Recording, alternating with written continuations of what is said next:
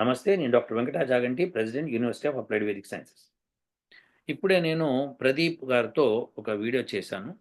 అది ఇంద్రుడు 300 ఎద్దులను తిన్నాడని చెప్పి ఒక మంత్రానికి సంబంధించి పోయిన వారము నేను ఒక వీడియో చేసి పెట్టాను. అదే వీడియోని అది 5వ మండలము, 29వ సూక్తము, 8వ మంత్రం.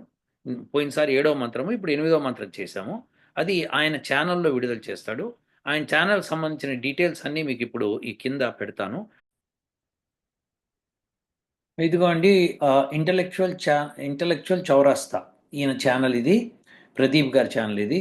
సో ఇంటలెక్చువల్ చౌరస్తా మీరు యూట్యూబ్లో కొట్టి వస్తుంది. లేకపోతే ఇగో ఇది ఆయన లింక్. దీన్ని మీకు నేను డిస్క్రిప్షన్లో షేర్ చేస్తాను. మీరు దాన్ని క్లిక్ కొడితే ఆయన చేసిన వీడియోలు అన్నీ వస్తాయి. ఇగో ఇప్పుడు లేటెస్ట్ వీడియో ఇది. ఇందిరా 300 బఫెలోస్, ఇంద్రుడు 300 గేదెలు తిన్నాడా అన్నది, దానికి సంబంధించిన ఎక్స్ప్లెనేషను అంతా నేను ఇచ్చాను.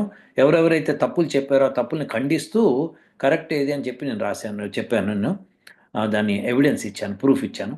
మీరు కూడా గోత్రూ అవ్వండి. అలానే ఈ ఛానల్ సబ్స్క్రైబ్ చేసుకోండి. దీనిలో మన వేదాలకు సంబంధించిన విషయాలన్నీ చర్చించబడతాయి.